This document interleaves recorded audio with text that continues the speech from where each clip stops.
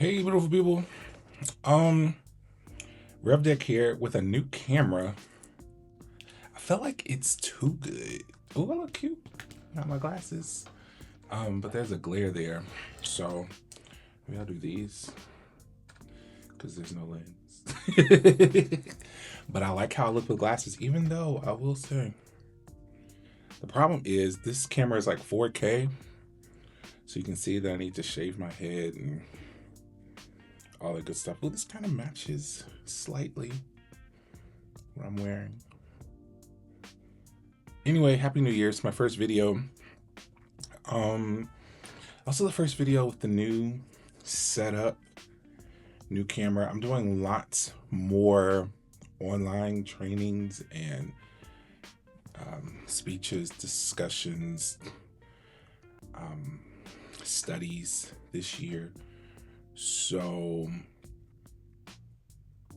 thought would up the setup a little bit, and then just for the it's hard, just everything is switched on my camera. Got my Himalayan salt lamp because I don't know about you, but I need all the positive energy. Let's go back just a little bit better. That I can get because the world has gone mad. And 2026 has been extremely hard. I can't get into all the things, but I'm talking personally, professionally, some people that I care about, some things that I'm trying to do. I'm in school and all that good stuff. And the big ugly bill has impacted financial aid and scholarships.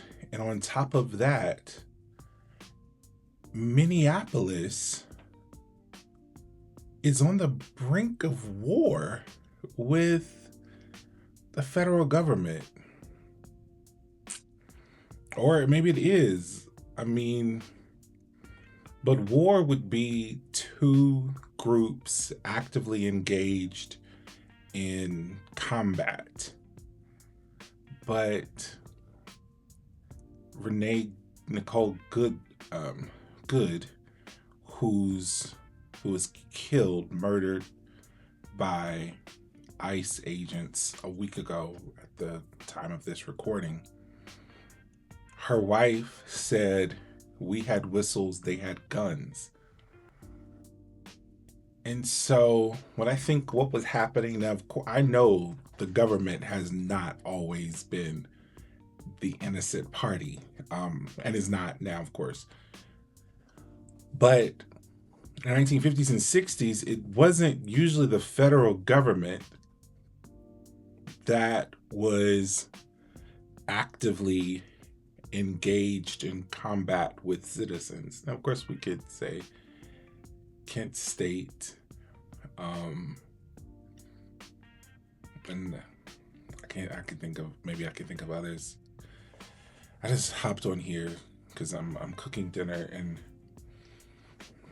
I've been battling not necessarily depression, but definitely sinking thoughts. Bad thoughts, as my therapist would say. But I digress. So at least, with Selma, it was, Montgomery's Bull Connor. It was local county sheriff's officials and the federal government came in to regulate and to uphold a moral code in as much as it could. Now it is the government that is actively seeking to kidnap people. And, we were told it was going to be U.S. citizens, and that's just not. It was going to be told. We were told it was going to be murderers and drug dealers and all that, but they're just capturing people and asking questions next. So next week, I go to Washington, D.C. for a big LGBT activism advocacy conference, Creating Change, that happens every year. So going to D.C., anytime I go to D.C., I'm like, oh, and especially now with what's happening. Then I'll be in D.C. for the better part of next week. So like Martin Luther King Day, around there.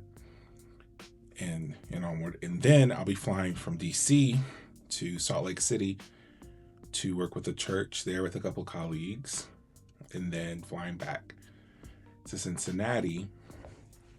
And if not for that, I would be heading to there's a call for clergy to come to Minneapolis next week. And I have friends and colleagues there. I was just in Minneapolis a couple months ago for a retreat with queer affirming organizations. And it's a beautiful place. I love going to Minneapolis. It's a really cool town. Prince, the singer, is my birthday twin. We were both born on the same day. And Paisley Park, his mansion is there. So that's always a fun time. And my friends there are telling what's going on and posting what's going on. I'm talking to them. I'm checking in every day. And it is crazy. And even in this call for clergy, they're telling us to discern whether or not you come because, quote, Minneapolis is not safe right now. There are several times more ICE agents in Minneapolis now than there are Minneapolis police officers. And just the videos that I've seen, and ICE as they're being recorded grabbing people's phones, and they have masks, they're breaking windows, they are busting down doors. This is something out of a Handmaid's Tale. We're Gilead, and blessed be, right? So as a big black gay man, I am petrified. As I sit in on conference calls and we talk about, what's happening and some of the resistance that we're working to plan this year. America turns 250 years old. We're asking, so do we have a living will? Do you have a will, period? What is your safety plan? What if something happens to you? What do you put in your pocket or put on your person so that people can identify your loved ones? Using encrypted messages, not taking your cell phone to certain places, making it so people are saying that ICE are putting people's cell phones in airplane mode so that folk can't locate them. So taking that off, I've taken Face ID off of my phone, so they can't hold their phone up to my face and unlock it. And this is real. And I posted on Facebook earlier, a lot of people are saying, well, I grew up with a lot of my friends saying I'm an old millennial. So a lot of millennials, Gen Xers would say, oh, if I was around during the civil rights movement, I was around during slavery, I would do this. Baby, we are in a movement. And then it's scary, and we need all hands on deck. And whatever your gift is, whatever your work is, whatever your talent, all of us can't be in the streets, but all of us can do something. So what are you doing towards this movement? Because let me tell you something about them hippies. Those old hippies, the people who were marching 50, 60 years ago, they are out there right now protesting and marching and resisting. And I am worried because a great deal of movements throughout history were led by and encouraged by the bravery of young people. I'm talking India, I'm talking here in America, I'm talking in South Africa. In 1963 in Birmingham, the children marched. They left school and they marched and they went to jail. And when I say children, I mean elementary, middle school, high school. The dogs were turned on them, the water hoses were turned on them. And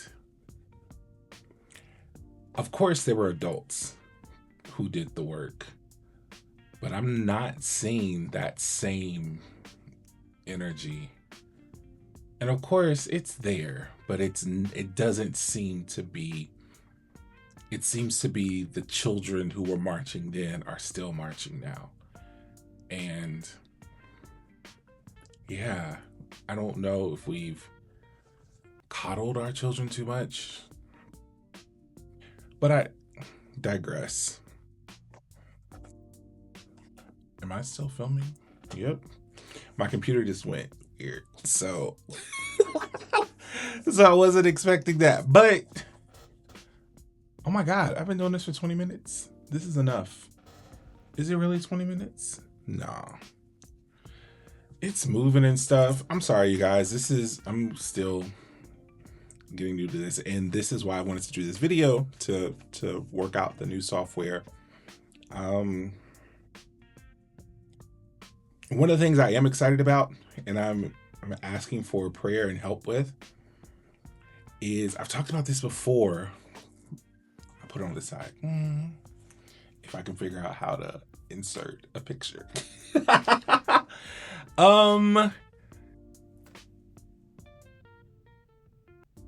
It took a long time. Is a short story, illustrated graphic short story that I wrote and illustrated. I finished it a few months ago, and that's what it's called. It took a long time. It's based on this LaBelle song. Well, it's based on this picture, which I'll show you if it pops up. It's Afrofuturism, and so it's 1928, 2025 with a song from the 70s. I have a whole thought like Afrofuturism, time is linear in this really cool way. Past and future and mysticism and all that really excites me. And I did all these graphics. I'll show you a couple here. But true to form, just like when I did my coloring book, I really wanted it to be a certain way. I wanted it to be spiral so that people could easily rip and fold it. And well, that made printing it expensive and difficult to do. And with this graphic thing, I was like, oh, okay, this will be a lot easier. And it's not because it's full color. But and there's a lot. It's 48 pages, and so I'm trying to figure out the most cost-effective way to do it. I don't ever make money. I always lose money when I do stuff like this. But I just feel called and compelled to create stuff, and eventually the business model will work out. So anyway, if you have any ideas, I know. Print on demand is what I've looked at, but because of the colors, number of pages, like it can't be that expensive because I think people won't buy it. And yeah, if anyone knows anyone who may be interested in investing or helping or just have an idea, let me know. I'm trying to stay positive, but I'm also trying to honor the truth. So I'm not watching that much news. I watch news every day, and then once I find myself like sucked in, like earlier I was watching ABC News live, and I was on my phone looking at it, and I was like, oh, okay, it's time. So I started watching Anne of Green Gables. Why? Because it's a complete escape from the foolishness. So take care of yourself. I'm going to be doing some online like self-care kind of stuff and coloring, and I'm arting every single day and work and school and church, and all of that is bringing me joy. And I'm also taking care of myself, which is bringing me joy. And I'm just worried and yet unapologetically hopeful. So I know I just rambled, but hopefully if you're here, you like me, you love me. Next time, I do have a little schedule I want to keep. Pray for me. I'll pray for you. Take care. God bless. Love you. Peace.